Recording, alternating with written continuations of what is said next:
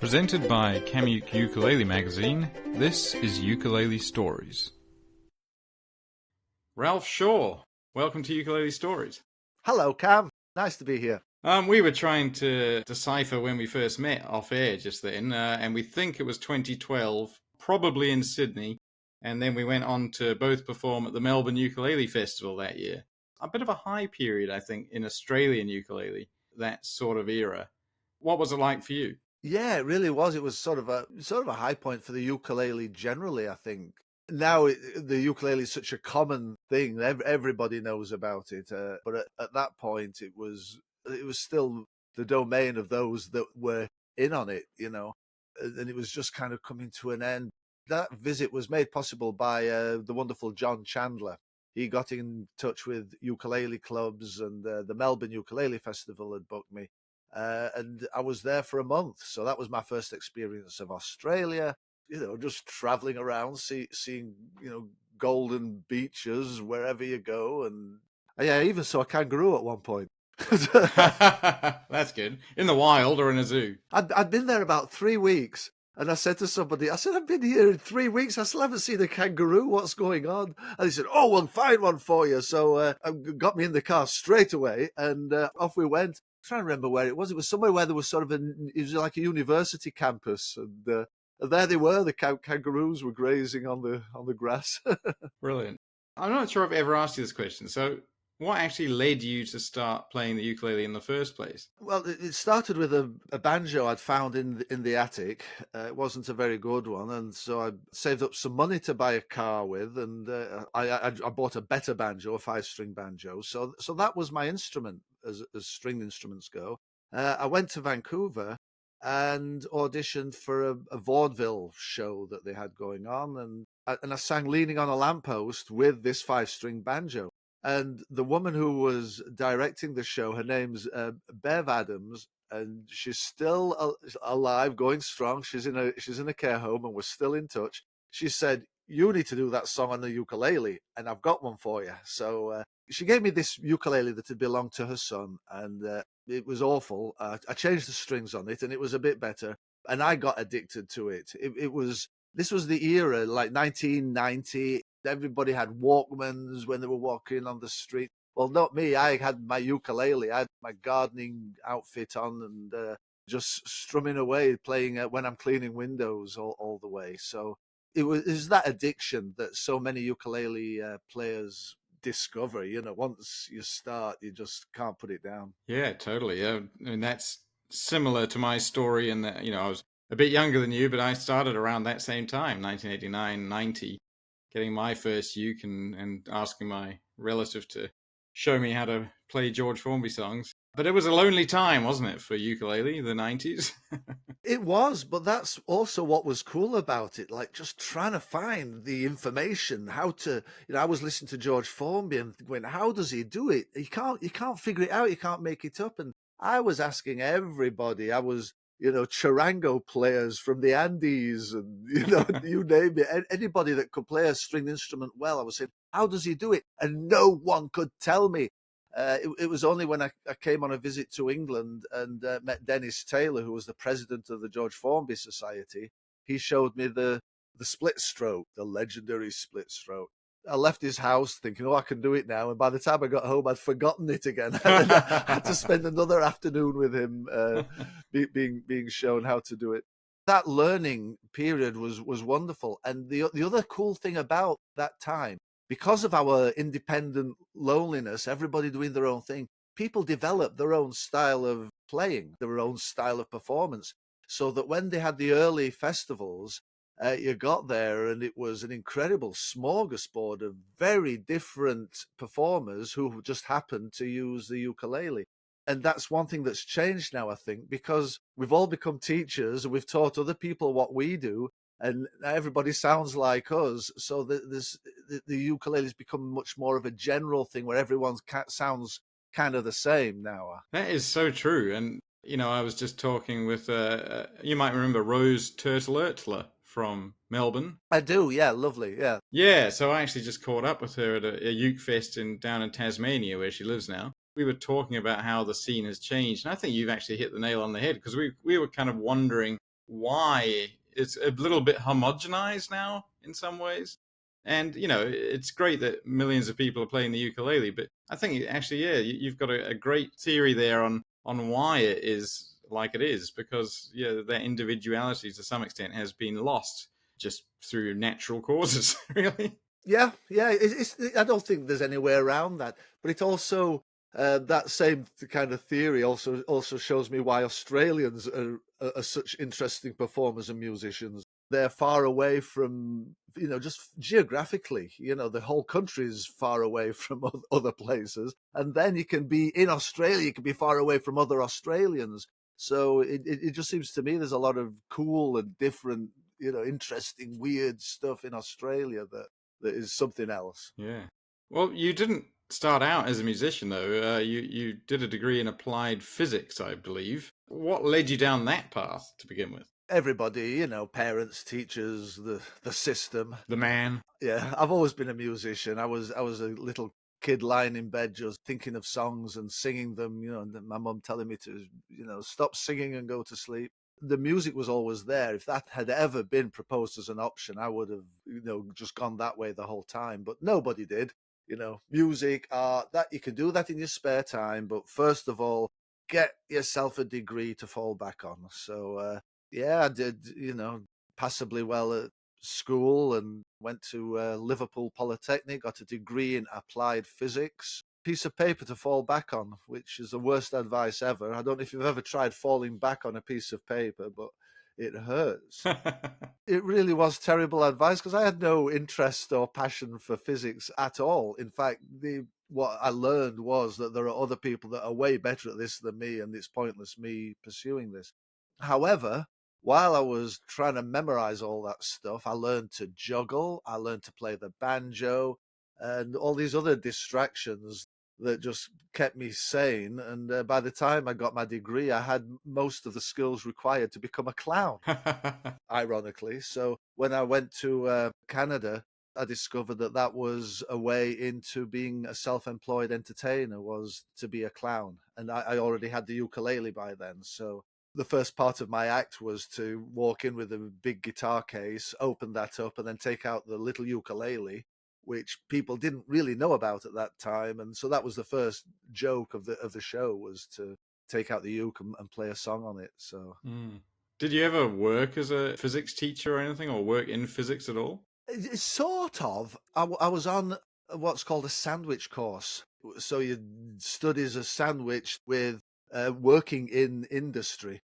So I did 6 months working at a wool industries research association in Leeds, which was bizarre. They were testing anything made of wool, whether it was carpet tiles or sweaters. They had machines that would make those little balls on your sweater, and then they would count how many, balls had happened, and they'd had people in white lab coats walking up and down carpets and then twisting the feet on them. It was like one of those underground bunkers in the James Bond films, where they're trying out all the gadgets. It was like that, only everything was wool related. Wow. Anyway, I did that.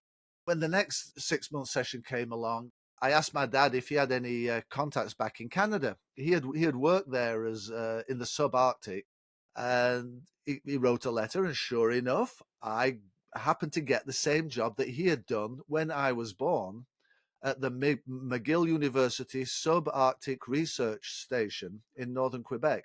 So I had 6 months there, and then followed by another year after I got my degree. They had me come back again. So I was doing seismology, I was measuring weather, and then helping, the students and professors that were up in that area studying in whatever field they were doing, whether it was nature, counting parasites in fish, studying the trees, whatever. And I would be there as a sort of a helper and a caretaker for the research station.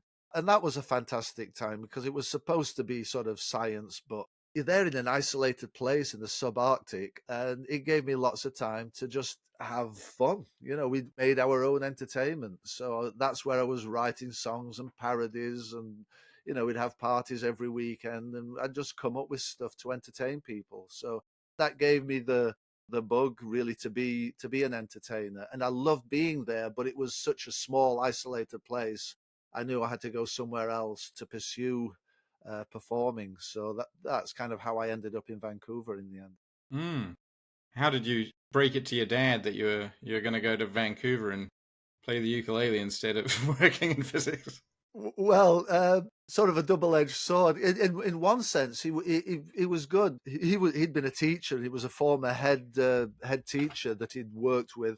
She said, "Oh, how's Ralph doing with his physics?" He says, "Oh, he doesn't do physics now. He's become a clown." And she went, "Oh, you must be very disappointed." And he stood up for me. He said, "Oh no, being a clown, it's a very proud profession. It has a long heritage."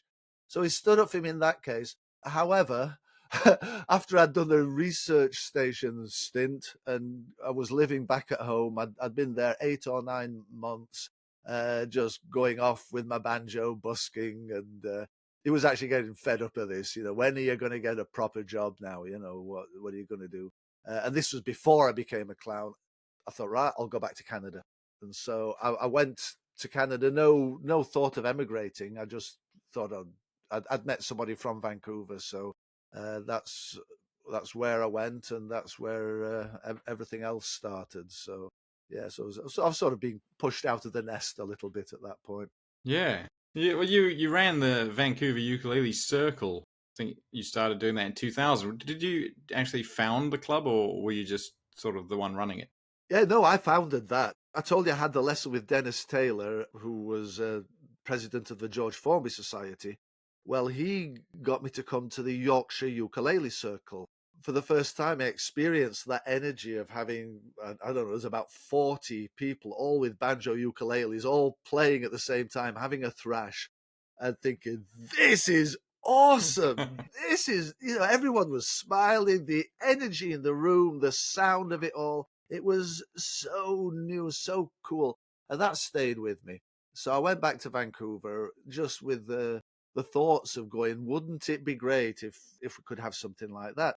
And I told this to somebody who had, again, another lonely ukulele player trying to find someone. Somebody in a music shop had mentioned me to her, so we got together and I told her of the idea. She said, "You've got to do that." She said, "I'll pay for the ad in the local paper and let's do it." So we paid for 3 ads. We had, 9 or 10 people come for quite a long time. It was it literally was a circle of, around between a dozen and 2 dozen people for about 2 years. But then it grew. We ended up in the St. James Hall in Kitsilano, and at the peak we had well over 200 people. It was about 230 people there, I think, at one point, and always, around, 140 plus. And that was fantastic. It had a stage, it had lighting, we had a sound guy. So it was just a combination of me leading the singing, and then other people getting up and being able to perform for the first time. So Mm. people discovered their performing abilities and ukulele playing, and we had a bass player. The kind of thing. All ukulele clubs, get their own flavor, and depending on the people and the place. Yeah. Yeah, well, at that time, early 2000s, the kind of internet had really kicked in, and the ukulele scene, the third wave, as I call it, was really beginning. 2004 here, Rose Turtlurtler, aforementioned, put on a mini festival here, one day sort of thing, and that led to a lot of ukulele clubs sprouting up in Australia. And you, of course, did the complete ukulele course in 2003, a VHS at that time. I got it on DVD, and it was actually I think the first instructional ukulele video I'd ever seen. I bought it immediately, and it was great, and it is great. And I remember you interviewing you actually for Camuk, the magazine, and you talking about how you filmed it all in one long shot. So, can you tell us that story? It's an incredible one. That video, it looks incredibly dated now. Like you look at it now, and compared to what everybody's doing with video, it really does look naff.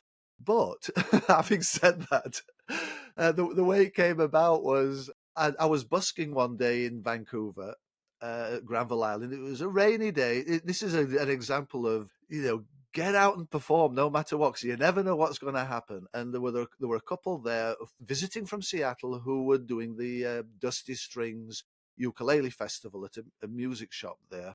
They were just trying it out. Wondered if I could go there and teach a 2-hour workshop. And I'd never taught a workshop in my life. But at the same time, there was a local music store in Vancouver. The fella there was going, hey, you should do a ukulele teaching video. And I know a guy who films them, so you should do that. So I started to put it all together in my head. And I thought, you know what? If I can do a video, maybe I can teach a workshop. So I constructed the whole thing. I just figured out everything I knew about how playing the ukulele from beginning to the split stroke and everything in between, and put it into a format where it just led from one thing to the next, to the next, to the next, till I had 2 hours worth of that. I did it as a performance. As a way of learning, it was probably pretty useless, just showing you one thing after the next, and here it is. You know, you don't get to practice; you just get to go, "Whoa, what's all, right? That's it. That's how to play the ukulele." And so, and then I condensed that 2 hours into 1 hour, and then I went off for my recording session with a fella that had the video studio, and it was recorded on tape that was exactly 60 minutes long. So that's what I did. I timed it. It came out to be about 59 and a half minutes, something like that. It was like literally behind the camera, just sweating, going, "When's it going to end? It has to end soon. This is, and just wound it up perfectly. And there were hardly any edits in it. Just one or two slight little flubs and pauses that he edited. That was it. I designed my own cover, which was awful. I remember showing it to somebody that wanted to buy it, and they'd been excited about buying it until they saw the cover, and my heart sank. I thought, "Oh, that's no good." So I got somebody to design a proper cover, and then it took off because, like you say, there was nothing else at that time, really. And for quite a while, my DVDs were the first thing on Google. If you Google ukulele DVD, it was always number one on the ranking till everybody else figured out that ukulele was a thing to do. So It's still a great video. I'm gonna watch it again. I've decided. oh dear. I'm kind of embarrassed at it compared to what it is now, but again, I said at the time it was pretty good. I thought It was amazing. yeah. It was amazing, and you got to take it into context. That's the thing. Yeah, you do. Your first book, The Ukulele Entertainer, came out in 2011, and I thought it was a revolutionary book, really, because no one had ever spoken about the ukulele in such kind of eloquent terms, with really nice stories and metaphors and philosophy. Really, I kind of see it as a philosophy book, and I know you based it, well, at least the title, on The Complete Angler, the famous sort of how-to book. Yeah. Yes. So what led you to do that, and what sort of made you want to write? Had you always been a writer? I mean, obviously you're a songwriter. Well, that's really nice of you to say that. Very, very thoughtful and kind, Cam. It's nice to hear that. I don't get a lot of feedback. I do in the sense that what I write starts off as email pieces. So people do comment on it. But yeah, you obviously read it and noticed it. I have always written and enjoyed writing, but I can't just write. I can't just be an author. I need an audience. I think I'm a performer, even with the writing. So I ended up on the email list of somebody who does writing advice, and they put out a newsletter. And it was the newsletter itself. I thought, oh, I could do a newsletter. So that's how it began. I'll do it about ukulele stuff, and I'll write about ukulele stuff. And I started off with about 50 people, just friends, colleagues on my email list. And it just grew. Every time I went to a festival, I collected more email addresses, and people told people, and ended up with, a few thousand people on there. Yeah, it's a sort of a three-pronged approach to the art of ukulele performance. To me, most people that play the ukulele are actually singers, and the ukulele is the backup band. So it's about singing. It's about playing the ukulele, playing well, and how do you do that?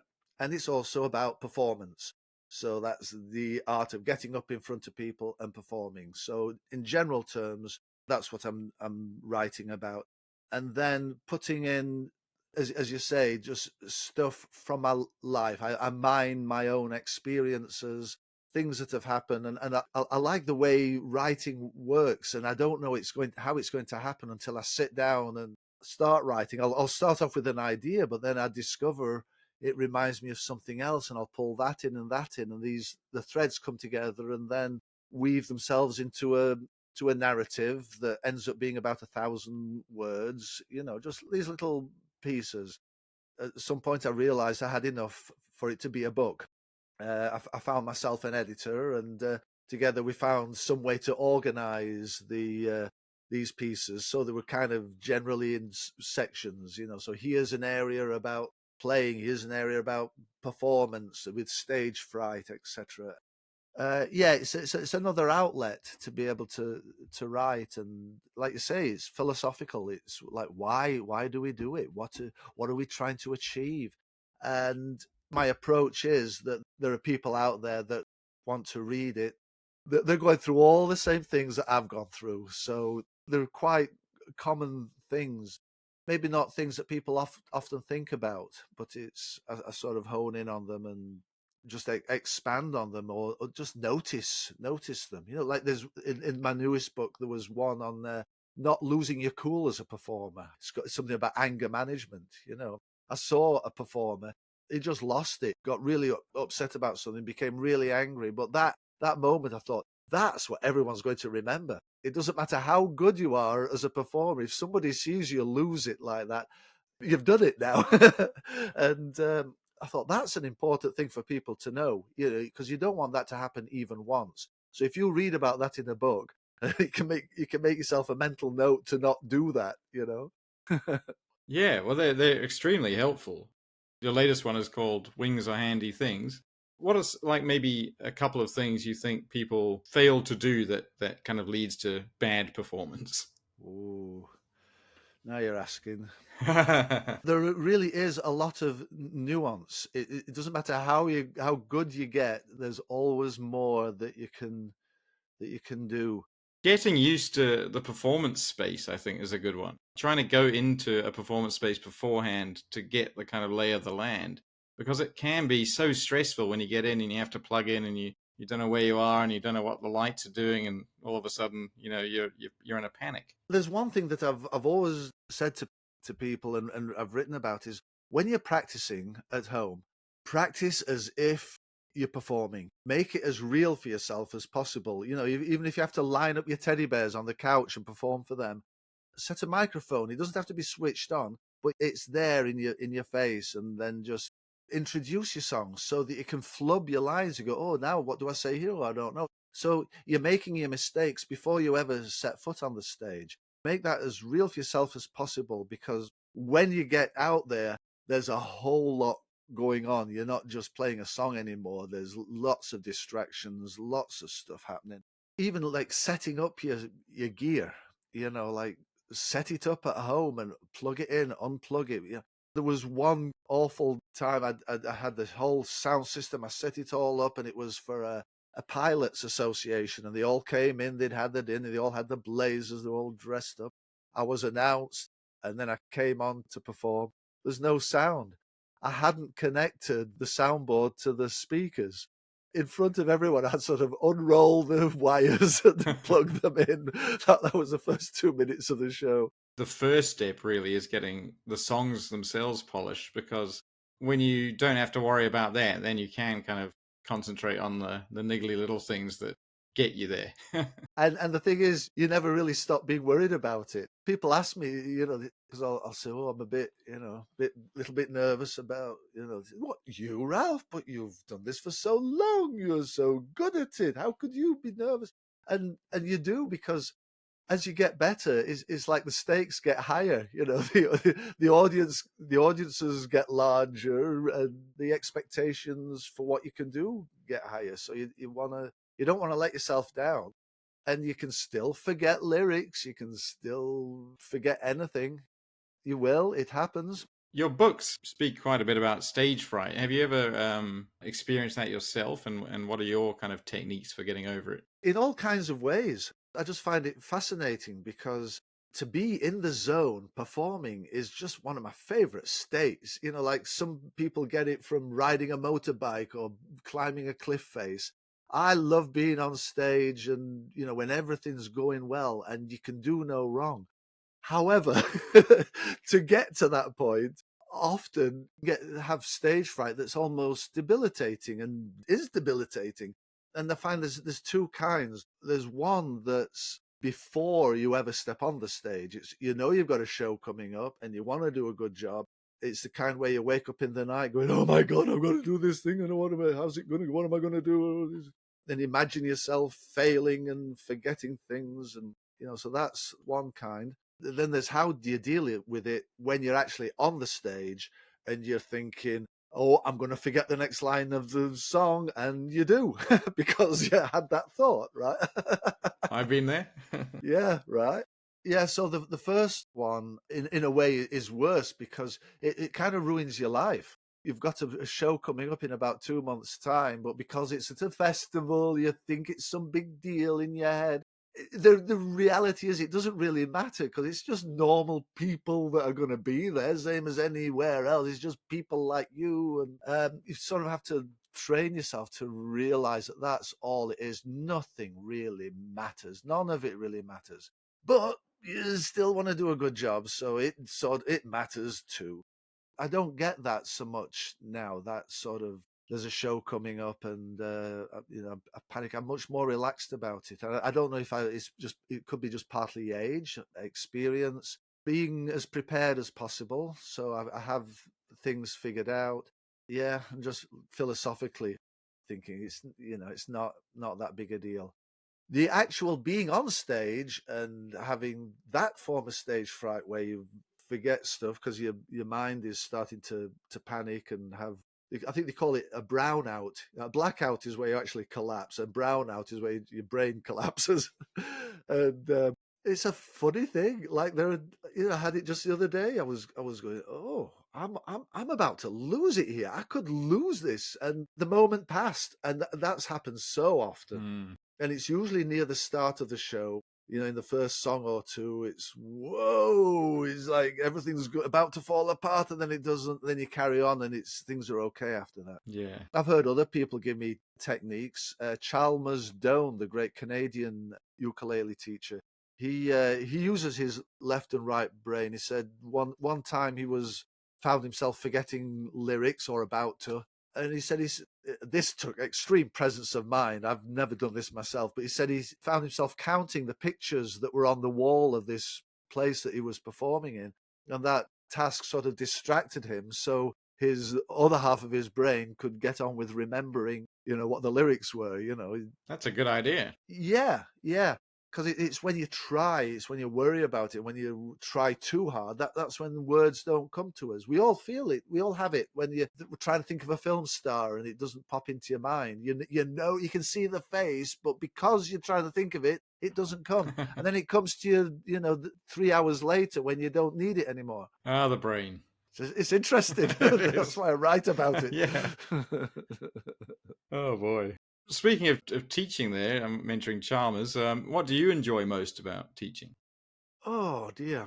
It's seeing somebody else's life get changed by them having the revelation, the realization that they can do something that they never thought they could do.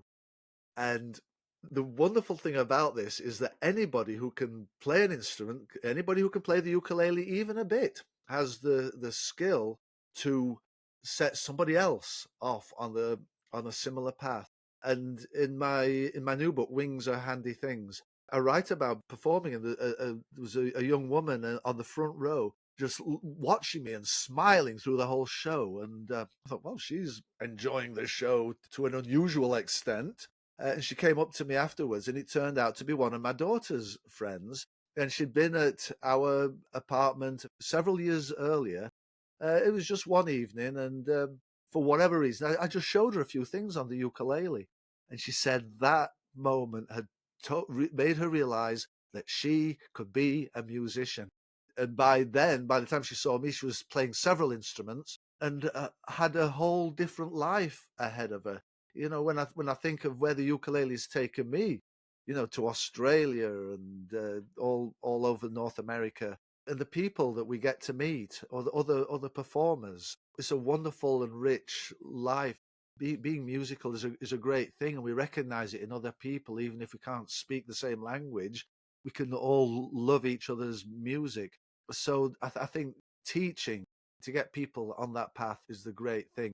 However, that being said, I don't consider myself necessarily a great teacher in the sense that I know about music. I'm self-taught, and I kind of think that other people are in the main self-taught as well. So my self-teaching things, I show them what I did, and off you go. Now you do that. You don't really need a teacher. You just need to be shown some things, and then you teach yourself. I actually think that the whole teacher thing, to some extent, is a bit of a scam. We don't really need that weekly lesson.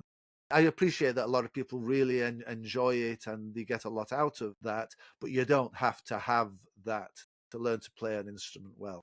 In fact, as we were saying at the beginning, you can actually be more of a unique player by inventing what you can yourself and then pick up what you can as and when you need it from others. I think a lot of people who do the weekly lessons and things, they like the discipline of it as well, and the routine, which I guess is difficult to manufacture for yourself if you're not super keen on doing it, maybe. Well, this is it, Cameron, because you see, it's unfair of me to judge anyone, however they want to play music, because I have that drive. I want to get out in front of people and perform. And in order to do that, I don't want to make an ass of myself. So I practice and I play as well as I can to be able to do that. Do you do much teaching now? No, very little, actually. My whole life changed around in 2017 because I came to England from Canada back to where I'm from because I realized that my parents were going to need some help. And it was perfect timing because both of them were showing real signs of dementia, much more than I'd realized. And it's only progressed. So I was able to be here all through the pandemic and take care of them.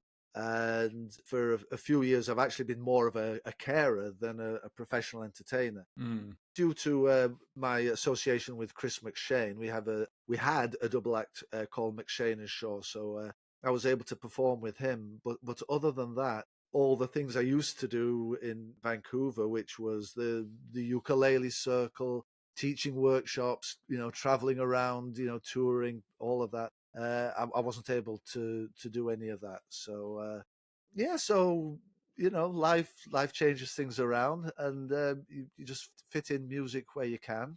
And where I am now, my parents are still around, but quite advanced now with the Alzheimer's. So I do local stuff. And we have a wonderful vintage cinema that was built in 1915, Penistone Paramount Theatre, and I put on shows there along the lines of the ukulele nights, but for singing. We do a big sing along. We do one at Christmas, and we have one coming up in May, sort of a spring summer sing along, and I have the words scrolling on the cinema screen, and then we have a live 5 or 6 piece band playing, and it has all the fun and energy of the ukulele strum-alongs with everybody singing together. So, and it's just down the road.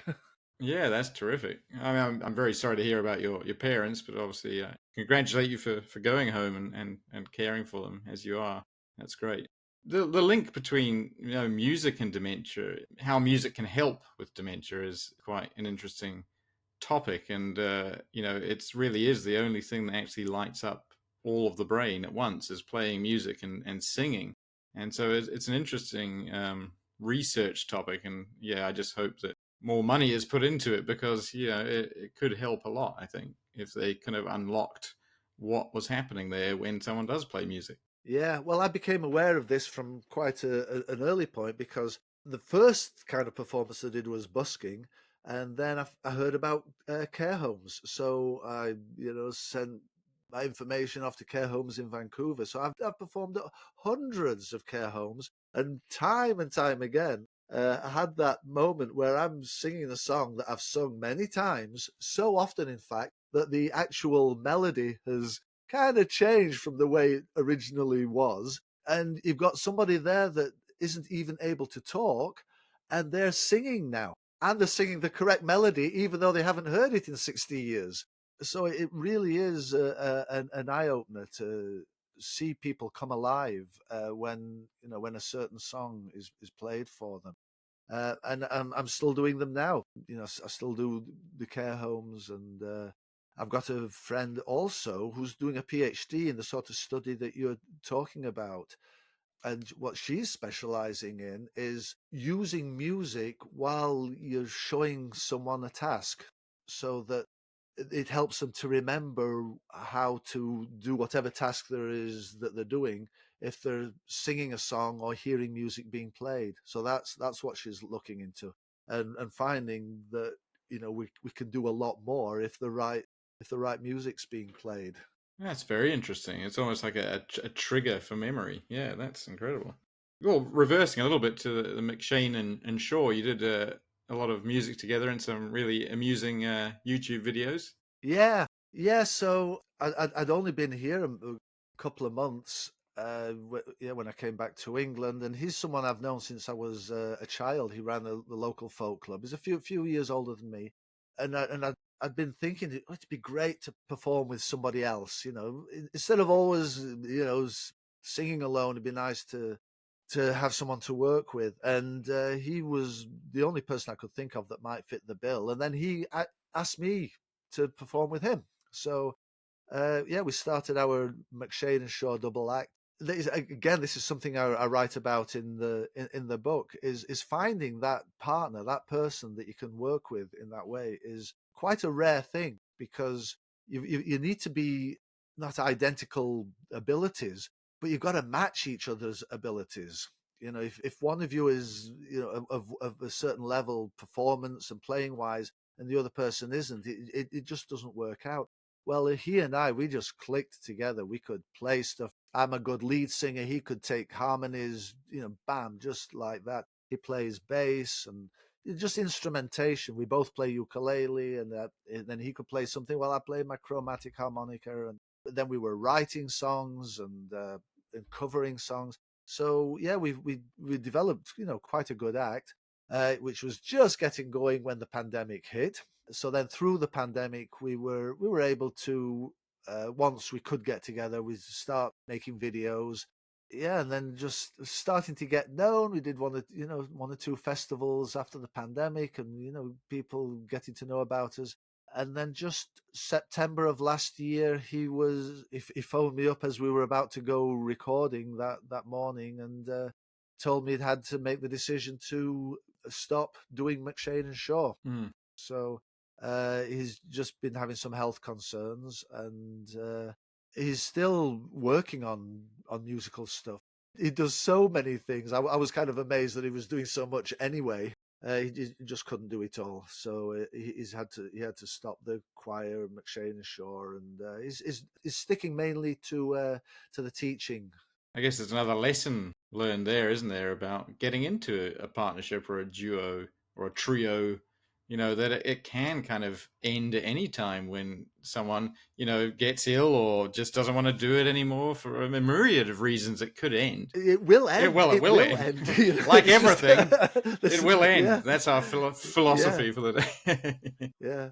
So, but you don't know when, like it could be like the Rolling Stones and go on for decades, or it might just be a few months, and you just sort of have to treasure it while you have it, and enjoy it. Yeah, it was a great time, and we did some work that I'm really proud of, Mm, and now it's done, and that's it. yeah. That leads perfectly into one of my potentially the last question. But what is next then for Ralph Shaw, King of the Ukulele? Right. Well, I'm back to getting my feet on the ground, the boots on. My mum and dad are happily in a care home now. It got to be too much for me, and we had a family meeting, and I was told in no uncertain terms that I couldn't do it anymore. So they're happy, and I'm back to performing again, contacting the care homes, out busking again.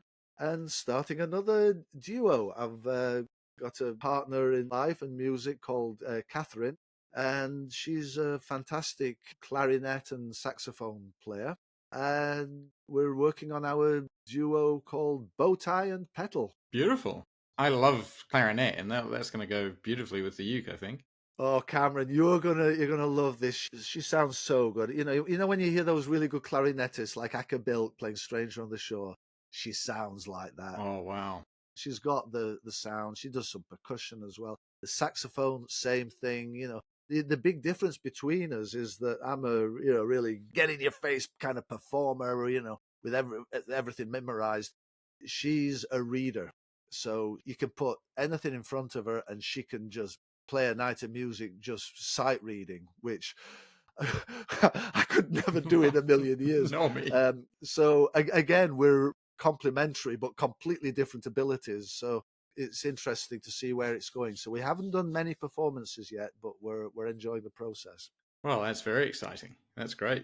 The final question, I often ask this one, but what does the ukulele mean to you? Because, I mean, we're talking about a ukulele story here, but the journey is a big part of it, and the ukulele's take on you on quite a journey.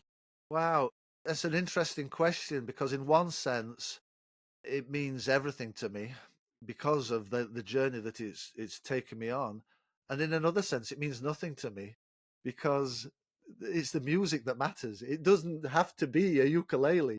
I like to think that if I showed up at a gig and opened up the case and there's no ukulele in there, I could still do an hour, of something, that I'd have enough shtick that I could perform because that's the main thing. The ukulele is the tool, the conduit to be able to do that. So yeah, it's a double kind of a thing.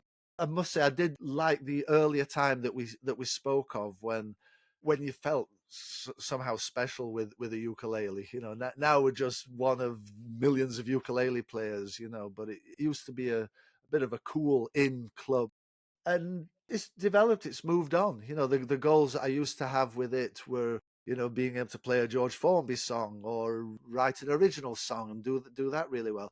And then I moved on to the baritone ukulele, and then from there, got myself a tenor guitar, which is similar. It's the same tuning as a baritone ukulele, but it sounds like a guitar, and that informs how you play it. So to me, I feel like I'm still playing a ukulele, but it doesn't sound like it, and I probably wouldn't be allowed to play it at a ukulele festival. I don't know how it works, but that's where it's leading me. So I'm still playing the banjo ukulele, of course, but the tenor guitar is where I'm going. Still four strings though. I'm not no interest in six strings at Well, all. that's good to hear.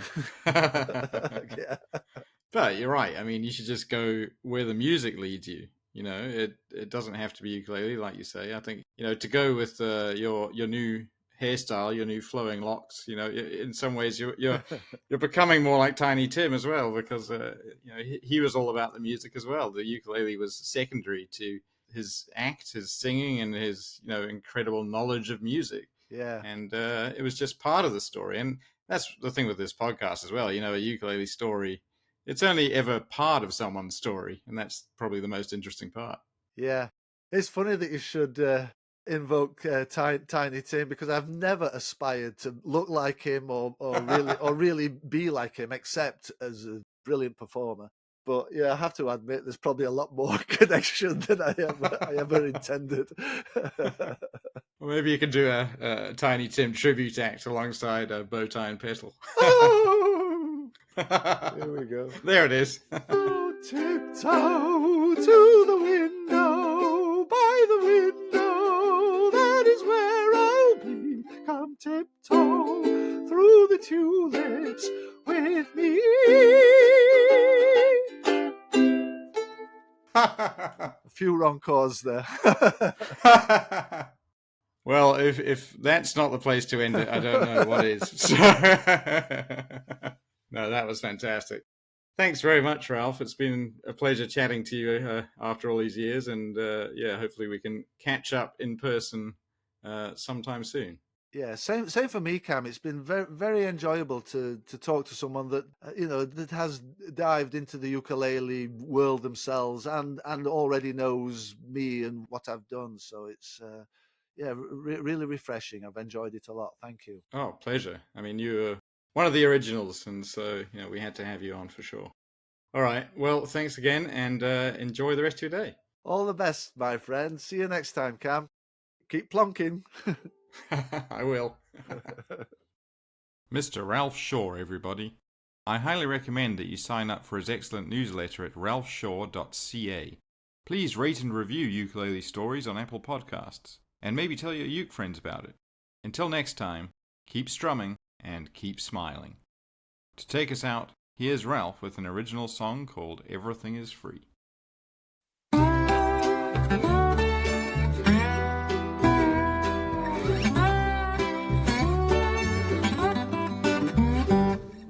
I work all day just to earn my pay, selling my life for $1. I work all week, but I'm not allowed to speak, so when the weekend comes I holler.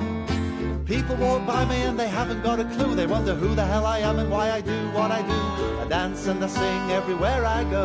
And here is the song now everyone knows. The birds are free, the bees are free, flowers are free and fleas are free. Hugs are free and kisses are free. All the little fishes in the seas are free. Trade is free, hassle is free. You can call toll free and do it hands free. Smile for free, be silly for free. Time is free and Willie is free. Kids play free, mothers work for free.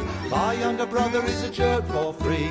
Walking's free and talking's free. At least that's what the politicians tell me. Your health is free if you have a free moment. Hear my plea. We're locked up in chains, so tight we can hardly breathe. But I believe my ukulele holds the key.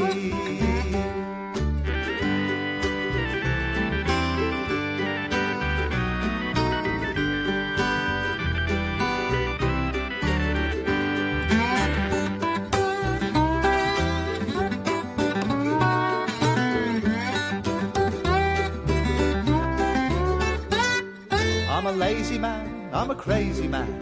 I wanna be free, but I haven't got a plan. I don't fit in, cause I think it's a crime that others get to pay us for the use of our time. Heartbeats are precious, hours tick away. Your life runs out and you never had a say. Your time is over and the whistle blows. But here is the song now everyone knows. The birds are free, the bees are free, flowers are free and fleas are free. Hugs are free and kisses are free. All the little fishes in the seas are free. Trade is free, hassle is free. You can call toll free and do it hands free. Smile for free, be silly for free. Time is free and Willie is free. Kids play free, mothers work for free. My younger brother is a jerk for free. Walking's free and talking's free. At least that's what the politicians tell me. Your health is free if you have a free moment. Hear my plea. We're locked up in chains, so tight we can hardly breathe. But I believe my ukulele